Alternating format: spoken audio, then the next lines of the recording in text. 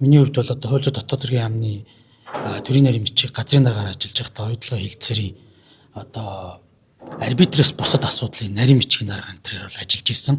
Монголын одоо ард түмэнд үүсчээд байсан 2.3 тэрбум долларыг тэглэх, за эргээд энэ менежментийн төлбөрийг бууруулах болон бусад оюутлогоо хэлттэй холбоотой энэ хэлцээрүүдийн одоо яг ажлын хэсгийн нарийн бичгийн дарга Нямбатар сайдын удирдлагаар ажиллаж ирсэн. Тэр хугацааны асуудлуудыг бас дуудаж тодруулах юм байна гэж үзэж байгаа. Яг зөвхөн нэг юм байна.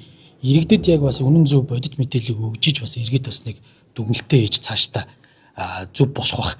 Ер нь мэдээлэлтэй иргэд чинь л өөрөө бас зөв шийдвэр гаргана шүү дээ. Зөв дүгнэн, зөв шаардлага тавина. Тэгэхээр яг энэ үрээндээ л энэ сонсгол явж гин гэж би ойлгож байгаа. Түүнээс биш энэ дээрээс нэг хин нэг одоо шийдгээд авах ш. Тэгээ би бол оюутлогоо дээр одоо миний хувийн байр суурь шүү. Ер нь 34% бид нар хөрөнгө оруулагчдад зарах хэрэгтэй гэж үзэж байгаа.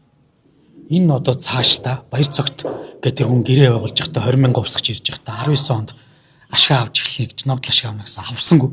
Энэ сайлтаа 37 он болоо хөгжлөө. Энэ хилцээр чинь менежментийн төлбөрийг бидэд бол хангалттай хэмжээнд бууруулж чадахгүй. Энэ цаана угаасаа үндсэнд намсан том корпорациудыг хөрөнгө оруулалт хийцэн ийм зүйлүүд байдаг.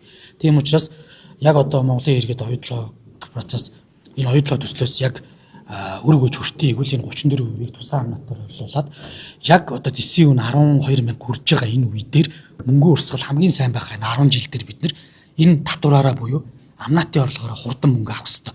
Ингийн бол бид нар өмнөх хугацаан дээр авч чадаагүй тэр орлогоо бүрдүүлэхийг чадна. Эндээс өр өгөөж өртөөд нийгмийн энэ олон асуудлуудыг шийдэж явж чаднаа.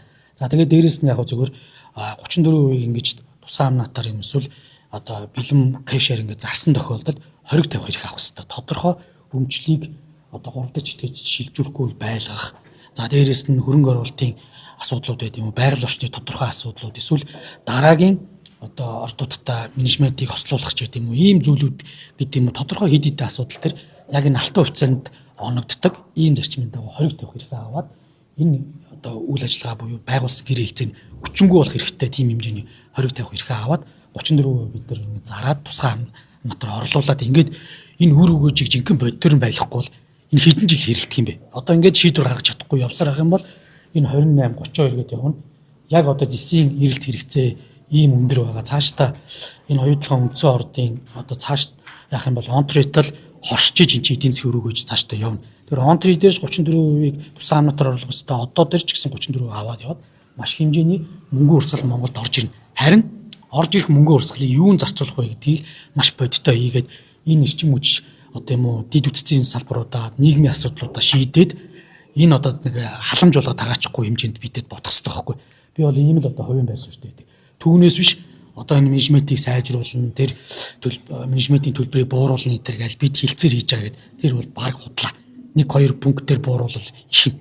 Тэгэхээр энэ 12-аас дээш байгаа энэ менежментийн төлбөр төр бол яг 10 болгоод 9 болгоод Монгол ашигтай юм байхгүй байхгүй. Тэгэхээр ингэж одоо ингээ би хуурах биш яг бодиттой үнэн бодитоор ард түмэндээ хилээд ингээ явахгүй болохгүй л гэж ийм зүгээр хувийн байр суурьтай байдаг.